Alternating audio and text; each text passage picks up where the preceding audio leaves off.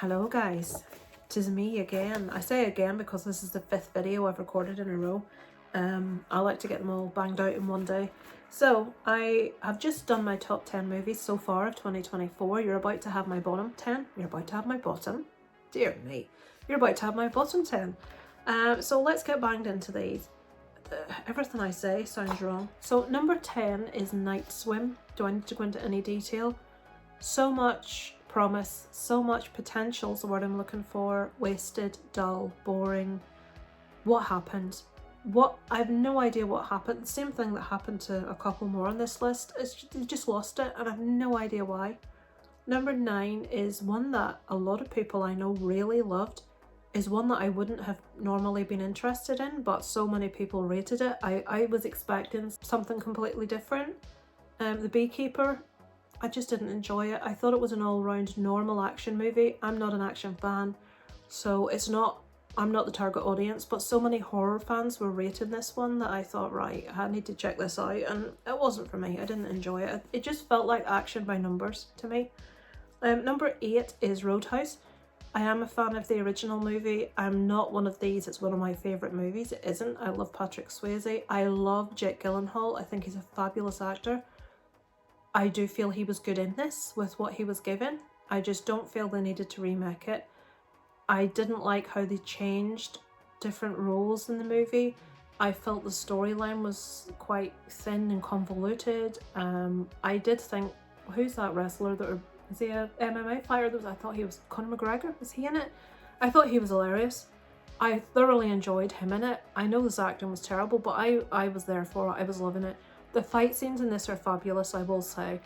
But I just felt, it felt really dated to me. It felt like something that we would have watched in the 80s and really enjoyed.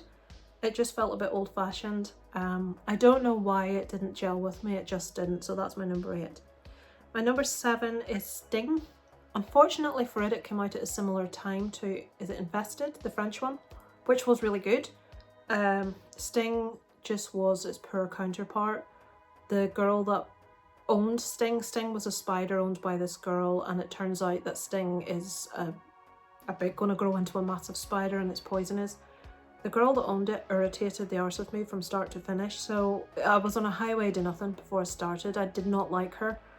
I just, having watched Invested very shortly before this one, I was just made very aware of the weaknesses of this one in comparison. The acting, the characters, how invested I felt, even down to the CGI. So Sting is my number 7. My number 6 is a movie that most of you have probably not seen. It's called Unfrosted. This was on Netflix. It is a movie telling the true story about Kellogg's, I think. Is Kellogg's Tony the Tiger? Kellogg's and another rival breakfast cereal company whose name I've forgotten, and about the invention of Pop-Tarts. It's a comedy.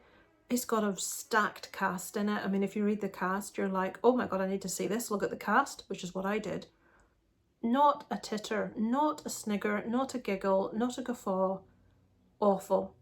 Not good. So the further up the list we get, guys, the worse the films are, obviously. Unfrosted. Number 5 is The Idea of You. It's a new romantic movie with Anne Hathaway falling for a guy from a boy band, which is one of the most ridiculous things I've ever seen. An educated, intelligent, sexy, older woman is going to look at someone in a boy band on stage, stepping from left to right and back and front and fancy him? No. It's just embarrassing. I like Anne Hathaway. I think she's fabulous. Did I buy this relationship? Not for a second. It was just, it made me cringe. It made me like, well, it made me want to curl up and die. No. Number 4 is Taro. I spoke about this in my monthly watches for July. The movie was bad. The movie had potential, but if you're going to do a movie called Taro, based around the idea of reading tarot cards, and obviously they were trying to make a Final Destination, weren't they? At least read the tarot cards correctly, at least know what the cards mean. What annoyed me more than anything about this movie is I learned to read tarot cards years ago, and what they were saying was represented by the cards isn't. It was bullshit. Number 3 is Imaginary. a movie like Night Swim with tremendous potential for being something fabulous if you look at the concept and the idea, which didn't translate, which was lost, which, I don't know. I don't know. It just didn't work for me and most other people from what I've seen. And it's extra disappointing because of the potential it could have had.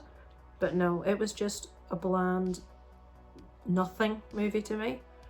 Number 2 is the Garfield movie. I think that's even more disappointing if you're a big fan of the original Garfield comic strip and original cartoon from back in the day. Garfield is a really funny, sarcastic, bad-tempered, lazy, greedy cat. And they didn't have any air of sarcasm anywhere in this movie. I know it's for kids, but I mean, you lost the whole fundamental crux of what Garfield is. You just lost the charm of Garfield was not in the movie. So, number 2. And my number 1, guys, Jenny from the Block on Netflix, Atlas. You're maybe going to say that's really unfair because I couldn't stomach the whole movie. I had to switch it off.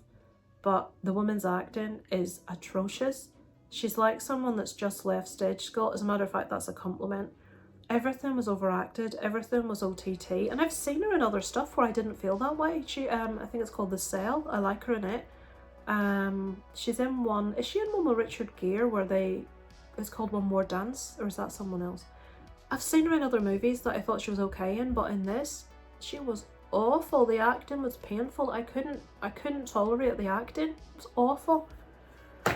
It's my top 10 worst movies of 2024 so far, guys.